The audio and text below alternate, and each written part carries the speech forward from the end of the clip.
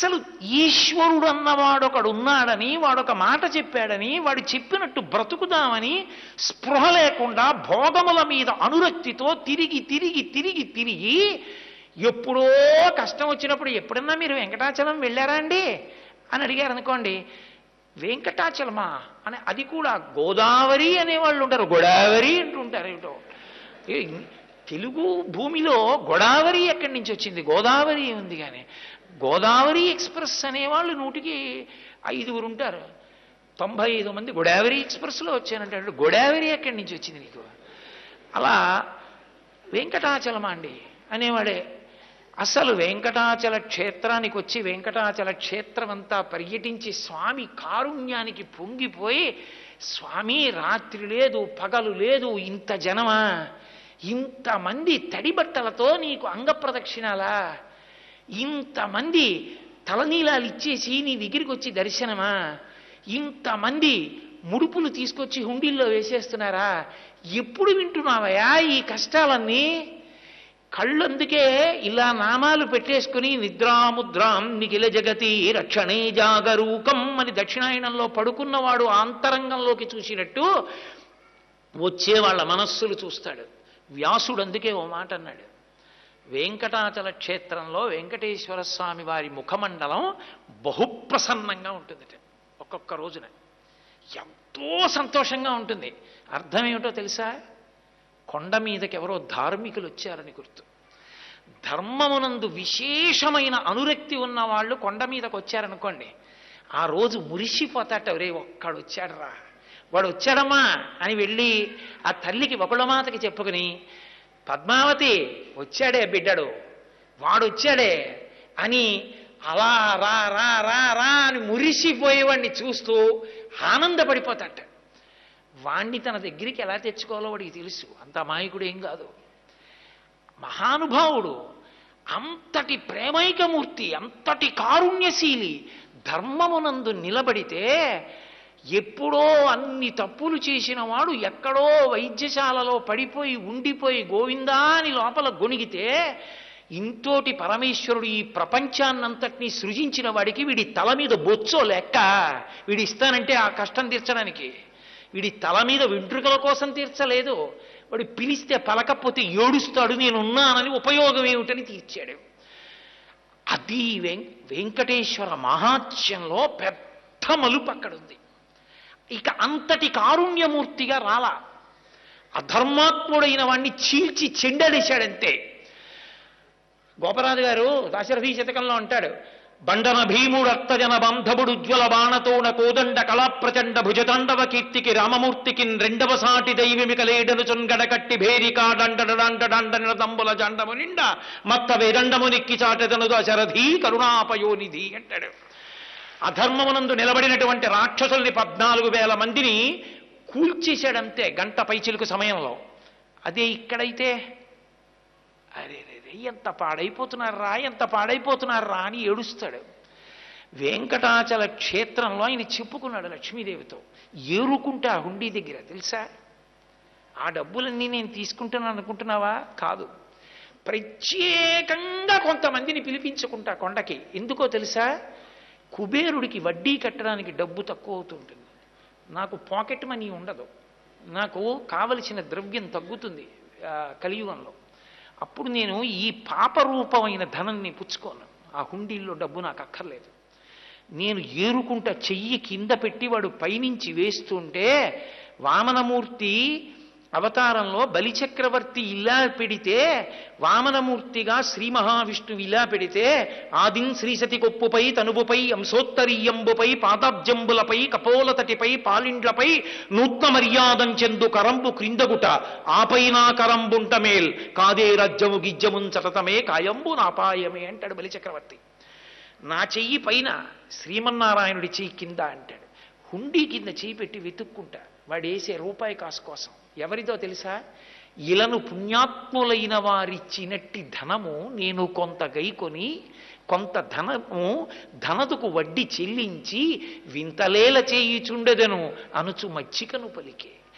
లక్ష్మి, డబ్బు కట్టేస్తాను, వచ్చేసేయండి వైకుంఠానికి, మీకు ఎందుకు వీళ్లతో ధర్మమా ఏమైనా, నా ఎవరికి కావాలి అనలాకు పిల్లలు బాధలో ఉన్నప్పుడు కదా తండ్రి కావాలి, పిల్లలు బాధలో ఉన్నప్పుడు కదా తల్లి కావాలి. వాళ్ళన చెనకలేను, కలియుగం ఎంతమందిని చంపేను. ఇప్పటికే నేను చేసిన ప్రతిజ్ఞ కోసం పరమశివుడు శంకరాచార్యులు వారిగా వచ్చాడు, పెట్టాడు పీఠాలు, వచ్చాడు. మళ్ళీ ఆ శంకర భగవత్పాదులే వచ్చారు పరమాచార్య స్వామిగా, ఈ భూమి మీద నడిచి ధర్మాన్ని ప్రచారం చేశారు. నిలబడుతుంది లక్ష్మి. ధర్మం నిలబడదన్న మాట అనకు, అనురక్తి ప్రజలలో ఉంటుంది. ఎందుకంటే ఇది జీవగడ్డ. మన ఇల్లే అయినా ఫ్లాట్కి స్లాబ్ వేసినప్పుడు అంతా మందే. నేనే 2 గోడలు పెట్టి ఇది బాత్రూమ్ అన్నాను, అది బాత్రూమ్ అని నేను నిర్ణయం చేశాక ఇంకెప్పుడు నేను అందులో భోజనం చేయను. ఇది నా భోజనశాల అని నేను నిర్ణయించుకున్న తర్వాత అందులో స్నానం చేయను. పరమేశ్వరుడే ఈ భూమండలాన్నంతటినీ సృజించిన ఒక్క భరతఖండాన్ని మాత్రం కర్మభూమిగా నిర్ణయం చేశాడు. ఇది కర్మభూమి, ఇది వేదభూమి, ఇది యజ్ఞభూమి, ఇది పాడవదు లక్ష్మి. మళ్ళీ ధర్మం నిలబడుతుంది. నా బిడ్డలందరికీ ధర్మంలో అనురక్తి కలుగుతుంది. కలిపురుషుడి వలన వచ్చేటటువంటి సౌలభ్యమేదో దాన్ని పొందుతారు. కలిపురుషుడి వలన వచ్చే ప్రమాదం నుంచి తప్పుకోవడం అలవాటు చేసుకుంటారు. దానికి ఒక్కటే కారణం, నా వంక చూస్తారు. వాడున్నాడు కాపాడాడు, వాడు మనని కాపాడగలిగిన వాడు ఉన్నప్పుడు మనకెందుకు ఈ అధర్మం, మనకొద్దని వదిలిపెడతారు. అందుకని మౌన సందేశంతో నించుంటాను, మాట్లాడను, అలా నిలబడుంటా. ఎన్ని రాత్రులు, ఎన్ని పగళ్ళు, ఎన్ని సంవత్సరాలు నిలబడతానో తెలుసా? కాలు ఇలా కదపను, అరికాళ్ళు తిమ్మిర్లెక్కినా ఇలా అనను. స్వేచ్ఛయా క్రీడతే తత్ర. ఆయనకి నొప్పులు లేవని మీరు అనుకోవద్దు. తరిగొండ వెంగమాంబ లాంటి మహాభక్తురాలు పట్టింది కాళ్ళు అర్ధరాత్రి లోపలికెళ్ళి. ఆయనకి కాళ్ళు నిప్పెడతాయి, ఆయనకి బడలిక ఉంటుంది, కానీ ఆయన ఓర్చుతున్నాడు. ఎందుకంత ఓర్పో తెలుసా? కలిపురుష లక్షణం. ఎంతమంది ఇన్ని ఆపదలకి లోనైపోతున్నారు. ధర్మం ఒక్కటి వదిలిపెట్టేశారు. ఒక్క ధర్మాన్ని పట్టుకుని ఉంటే నేనే ధర్మస్వరూపాన్ని. ఈ ఆపద ఎందుకు అసలు? వీళ్ళకి ఎంత సంతోషంగా, ఎంత హాయిగా ఉండేవారు. అరే రే, ఇంత గొప్ప దేశంలో, ఇంత గొప్ప యజ్ఞభూమిలో, ఇంత గొప్ప వేదభూమిలో, ఇంత గొప్ప కర్మభూమిలో ఎందుచేత ధర్మం ఇలా లుప్తమైపోతోంది అని ఆర్తి చెందుతూ, ఆయనకి పరమ విశ్వాసం ఉంది ధర్మం నిలబడుతుందని. ధర్మం పోతుందని వెంకటేశ్వరుడు నమ్మి ఉంటే ఆ అవతారం అసలు నిలబడదు. ధర్మము ఉండి తీరుతుంది ఈ దేశంలో, అది ఆయన నమ్మకం, ఆయన అనుభవం. అందుకే ఆయన అలాగే నిలబడి ఉన్నాడు. అంత కారుణ్యమూర్తి అయి నించున్నాడు. ఎక్కడ మీరు ఎక్కడ ఎక్కడ ఎక్కడ ఉండి మనసులో గొణగండి వెంకటేశ్వరుడు గురించి, మిమ్మల్ని అనుగ్రహిస్తాడు. ఒకసారి ఒక పిల్లాడు నా దగ్గరికి వచ్చాడు. నేను విశాఖపట్నంలో వెంకటేశ్వర మహాత్యం గురించి ఉపన్యాసాలు చెప్తున్నా. నేను వేదిక దిగి ఇంటికి వెళ్ళిపోతుంటే నా కభాలన కాళ్ళ మీద పడి, ఒకే ఒక్క క్షణం మీతో మాట్లాడచ్చా అన్నాడు. నాకు అతని ముఖం చూసి అతను ఏదో చాలా ఉత్కంఠతో ఉన్నాడని, ఏం కావాలన్నాను. మీరు చెప్పినంత నమ్మకంతో నిలబడితే వెంకటేశ్వరుడు పిలుస్తాడా దర్శనానికి అన్నాడు. నేను హామీ, ఖచ్చితంగా పిలుస్తాడన్నాను. నేను మీరు చెప్పినట్టు బతికి చూస్తానన్నాడు. అతను ఒక 6-7 నెలలు పరమ ధార్మికంగా చక్కటి జీవనం చేశాడు. అతనికి తెలిసిన్నట్టు, తెలిసి ఉండి వెంకటాచలం కొండ మీదకి వచ్చాడు. అతను వచ్చినట్లు నాకు తెలియదు. అతను కొండ మీదకి వచ్చి నాకు ఫోన్ చేశాడు. ఏమని ఫోన్ చేశాడంటే, నేను కొండ మీదకి వచ్చాను, మహాలఘు దర్శనం జరుగుతోంది, నిన్ను నమ్మి ధర్మాన్ని పట్టుకున్నాను. గురువుగారు చెప్పారు, ధర్మం పట్టుకుంటే నువ్వు దగ్గరికి తీసుకుంటా ఉన్నారు. నన్ను కూడా తోసేస్తారా? నన్ను దగ్గరికి రానివ్వవా? నువ్వు నన్ను దగ్గరికి రానివ్వకపోతే ఇక నా శేష జీవితంలో ధర్మం పట్టుకోను. నువ్వు నన్ను ఇవాళ దగ్గరికి తీసుకుంటే నా ఆఖరి ఊపిరి వరకు ధర్మం వదలను, నీ ఇష్టం అనుకున్నానండి. అకస్మాత్తుగా ఎవరో వచ్చి నన్ను పిలిచి, ఏమండి హుండీ లెక్క పెడుతున్నప్పుడు కాసేపు అక్కడ నిలబడి చూడాలి, అదేదో ఒక ప్రత్యేకమైన విధి ఉంటుంది భక్తుల్లో కొంతమందికి, నేను ఎప్పుడు చేయలేదు, నాకు తెలియదు, అలా ఉంటుంది అని చెప్పి నన్ను పిలిచారండి. పిలిచి కొంతసేపు నేను ఆ సేవ చేసిన తర్వాత, అలా చేసిన వారికి దర్శనం ఉంది బాబు అని లోపలికి తీసుకెళ్ళి దర్శనం చేయించి పంపించారు. గురువుగారు నా ఆఖరి ఊపిరి వరకు నేను ధర్మం వదిలిపెట్టను. నాకు అర్థమైంది, ధర్మాన్ని 6 నెలలు పట్టుకుంటేనే నన్ను అనుగ్రహించిన స్వామి నా జీవితాంతం పట్టుకుంటే నన్ను గుండెల్లో పెట్టుకుంటాడు. కాబట్టి నాకు ఇంకేం వద్దు గురువుగారు, నేను ఎంత పెద్ద పదవిలో ఉండనివ్వండి, నేను చేసే సంతకం ధర్మచట్రంలోకి ఇముడుతుందా అదొక్కటే చూసి పెడతా. నేను బతికితే ధర్మానికే బతుకుతున్నానా, నేను శరీరం వదిలిపెట్టేస్తుంటే ధర్మానికి వదిలిపెట్టేస్తున్నానా? ఇదే నా జీవితానికి పరీక్ష. ఇక నాకు ఇంకొక మాట లేదు గురువుగారు, నేను ఇలా నిలబడిపోతున్నాను అన్నాడు. నేను మురిసిపోయా.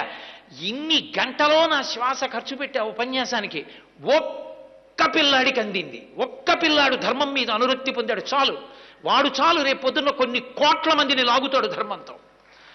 ఏమో ఈశ్వరుడు ఎందుకు ఏ పని చేయిస్తాడో. ధర్మము అనేటటువంటిది ఈ దేశంలో మరణించదు. ఈ దేశంలో ధర్మం ఎప్పుడూ బట్టకడుతుంది. అటువంటి ధర్మమునందు అనురక్తి ఈశ్వరుడికి. నేను అందుకే మీతో మనవి చేస్తున్నాను, మీరు నన్ను సహృదయంతో అర్థం చేసుకోగలిగితే, మిమ్మల్ని నేను బాధ పెట్టానని మీరు అనుకోకపోతే ఒక విషయం చెప్తా, గుర్తుపట్టండి. మీరు ఎవ్వరూ మనసులో ఖేదపడకూడదు. నేను మీ కుటుంబ సభ్యుడిని అనుకుని మీ ఇంట్లో మీ పినతండ్రినో పెదతండ్రినో చెప్తున్నాను అనుకుని వినండి. నా ఇంట్లోనే నేను కూర్చుని ఉన్నాను అనుకోండి, చాలామంది నన్ను చూడడానికి ఎవరో వస్తూ ఉంటారు, ఏదో కోటేశ్వరారంటే ఒక గౌరవం ఉండి వస్తూ ఉంటారు. నాకు పరమ అసహ్యం అనుకోండి. నా దగ్గరికి వచ్చి నమస్కారాలు చేయడమే తప్ప ఒక్క చిన్న విషయంలో కూడా ధర్మానికి నిలబడతను పాడు చేసేస్తున్నాడు ధర్మాన్ని అని నాకు అనిపించింది అనుకోండి, నేను ఆదరంగా రావయా రా రా రా రా అని దగ్గర కూర్చోబెట్టుకుంటానే. నేనేం చేస్తాను, అక్కడి నుంచి చూడగానే బాగున్నారా, సంతోషం, కొంచెం నేను పనిలో ఉన్నానయ్యా, ఉపన్యాసానికి వెళ్ళిపోవాలి, వేరొకసారి కలుద్దాం అని ఇలాగే అంటాను.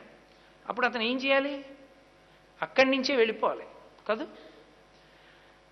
నాకు అనురక్తి ఉందనుకోండి, నేనేం చేస్తాను, నేను ఎంత హడావిడిలో ఉన్నా, ఓయ్ ఎంత కాలానికి కనబడ్డావా, రా రా రా రా రా, ఉపన్యాసానికి వెళ్ళిపోతున్నాను, పని చేస్తావా, నిన్ను చూసి చాలా రోజులైంది, నువ్వు కారు ఎక్కువ నాతో, ఉపన్యాసానికి వెళ్ళే వరకు నాతో మాట్లాడుతూ వద్దు కానీ మళ్ళీ అటు నుంచి మాట్లాడుతూ వద్దాం అంటానా అననా? అతను నా పక్కన కూర్చోవడానికి, నా దగ్గరికి రావడానికి కారణం నేను కోరుకున్నట్టు బతుకుతున్నాడు. అతను దూరం నుంచి వెళ్ళిపోవడానికి కారణం నేను కోరుకున్నట్లు బ్రతకట్లేదు. మహాలఘు అతిలఘు ఎందుకు వచ్చాయంటే మనం ఆయన కోరినట్టు బ్రతకట్లేదు, అందుకే దూరం నుంచి వెళ్ళిపోతున్నాం. వెంకటేశ్వరుడికి మనం ఎంత కాలం దూరం నుంచి వెళ్ళిపోతామో అది పరిపాలనా సౌలభ్యమునకు కలికితురాయి కాదు. అది ఇన్ని లక్షల మందికి భక్తులకి దర్శనం చేయించామని చెప్పుకుని సంతోషపడవలసిన విషయం కాదు. అది మనం సిగ్గుతో తలంచుకోవలసిన విషయం. అందరం ఆనంద నిలయంలోకి వెళ్ళి మొదటి గడప దగ్గరికి వెళ్ళి నిలబడి రాగలిగినటువంటి రోజు ఈశ్వరుడు ఇవ్వలేడని మీరు అనుకుంటున్నారా? కాలచక్రాన్ని తిప్పగలిగిన వాడు, భూమండలాన్ని నిలబెట్టగలిగిన వాడు, రాలిపోకుండా నక్షత్రాల్ని ఆకాశంలో నిలబెట్టగలిగిన వాడు, అగ్ని పైకి లేచేట్టు నీరు పల్లానికి ప్రవహించేటట్టు శాసనం చెయ్యగలిగిన వాడు పరమ సంతోషంతో వచ్చిన వాళ్ళందరినీ మొదటి గడప వరకు పిలిచి సంతోషంతో చూసి పంపించే రోజు రాదా? వచ్చి తీరుతుంది. ఒక్క కారణానికే వస్తుంది, ధర్మమునందు అనురక్తి కలిగితే. అది ఒక్కటే ఆయన కోరేది. ఆ ధర్మము వేదప్రోక్తం. వేదప్రోక్తమైన ధర్మాన్ని మన చేతనైనంత మనం పట్టుకున్నా చాలు. నేను 100% ధార్మికంగా బతికేయండి అన్నంత గంభీరమైన మాట చెప్పగలనో చెప్పలేను. అలా చెప్పలేనందుకు నేను సిగ్గుపడవలసి ఉంటుంది. కానీ ధర్మాన్ని పట్టుకున్న రోజున అతిలఘు మహాలఘు దర్శనములుండవు. మీ ప్రమేయం లేకుండా అందరూ, నాతో కొంతమంది అంటుంటారు, గురుగారు 1963లో దర్శనానికి వచ్చినప్పుడు మహాద్వారంలోంచి లోపలికి వెళ్ళిపోయానండి అంటారు. వెళ్ళిపోయి చాలాసేపు కూర్చుని ఎడుతూ ఉండేవాళ్ళం అండి అంటారు. ఎందుకు రాదు ఆ రోజు? వస్తుంది. స్వామి పొంగిపోయాడని గుర్తు ఏమిటంటే, తుఫాను వస్తోందని రాడారు చెప్పినట్టు దేశంలో ధర్మం నిలబడిందని గుర్తు ఏమిటంటే, వెంకటేశ్వర స్వామి వారి క్షేత్రం దానికి అంతటికీ కూడా ప్రతీకగా నిలబడి చూపిస్తుంది. ఆయన పొంగిపోయే రోజు రావాలి, ఆయన సంతోషపడిపోవాలి. గుడిలోకి మనం వెళ్తున్నాము అంటే, మనం గుడిలోకి వెళ్ళినందుకు మనని చూసి ఆయన మురిసిపోతున్నాడా? ఒక తండ్రికి మీరేం పట్టుకెళ్ళారు కాదు, ఒక తండ్రికి మీరు ఎంత డబ్బు ఇచ్చారని కాదు, ఒక తండ్రి మిమ్మల్ని చూసి మురిసిపోతాడా? అదొక్కటే ఉత్తముడైన కొడుకు అనిపించుకోవడానికి కితాబ్. నేను ఎంత పెద్ద అంచు పంచబట్టుకెళ్ళి మా నాన్నగారికి ఇస్తే, ఎక్కడి నుంచి తెచ్చావరా, నీళ్లు జల్లి కట్టుకోవాలా కట్టుకోవచ్చా అని మా నాన్నగారు అడిగారు అనుకోండి, నేను బతికినట్ట చచ్చినట్ట? మా తమ్ముడు తెచ్చిన 2 వేళ్ల అంచు ఉన్న పంచెని సంతోషంగా మా నాన్నగారు పరమేశ్వరుడి పాదాల దగ్గర పెట్టి, ధార్మికుడైన కొడుకునిచ్చావమ్మా అని ఆయన దాన్ని కట్టుకుని, నాన్నగారండి మీకోసమే తెచ్చాను అన్నాక, నేను చూడకుండా కాసి నీళ్లు చల్లి, అమ్మా వాడు సంతకం పెట్టి మాత్రమే జీతం పుచ్చుకునేలా బతికే అవకాశం ఇయ్యమ్మా, వాడికి ఆ బుద్ధి కల్పించమ్మా అని తేళ్ళు జిర్రిలతో ఉన్న దారాలు కట్టుకున్నట్టు ఆయన పంచె కట్టుకున్నారనుకోండి. అప్పుడు నేను పంచె ఇచ్చానని మురిసిపోనా, కొడుకుగా బతకలేకపోయానని ఏడవనా? తండ్రి సంతోషించేటట్టు ప్రవర్తించిన వాడు కొడుకు. పరమేశ్వరుడికి నువ్వు ఎన్ని సేవలు చేశావు, ఎన్ని కిరీటాలు చేయించావు, ఎంత హుండీలో వేశావు ఎవరికి కావాలి? నువ్వు 7 కొండలు ఎక్కుతుంటే, నువ్వు రాజద్వారం దాటుతుంటే, నువ్వు ఆనంద నిలయంలోకి ఎడుతుంటే స్వామి ప్రహృష్టవదనంతో, వచ్చాడు రా నా కొడుకు, వాడురా ధర్మమునందు అనురక్తి, వాడికి ప్రాణం రా వేదం అంటే, వాడికి ప్రాణం రా ఋషిప్రోక్తం అంటే, వాడు నమ్మి చెప్పుకున్నాడు, నమ్మి ఆచరిస్తాడు రా అని పరమ సంతోషంతో ఆయన నిన్ను చూడాలి, నువ్వు ఆయన్ని చూడడం కాదు. నువ్వు ఎన్ని మాటలు ఆయన్ని చూస్తే ఎవడికి కావాలి? దర్శనానికి వెళ్ళానండి, వాళ్ళు కొంచెం ఏమరపాటుగా ఉన్నారు, తాడు కింద నుంచి దూరి 2వ మాట దర్శనం చేశాను గురువుగారు అంటాడు. వాడు సిగ్గుపడద్దు, అది చెప్పడానికి సిగ్గుపడాలి. తాడు కింద నుంచి దూరి దర్శనానికి వెళ్ళడం ఏంటి? నువ్వు తాడు కింద నుంచి దూరి దర్శనానికి వెళ్ళడం కాదు, నువ్వు ఎన్ని మాటలు ఈశ్వరుణ్ణి చూసావు కాదు, నిన్ను ఈశ్వరుడు ఎన్ని మాటలు సంతోషంగా చూశాడు.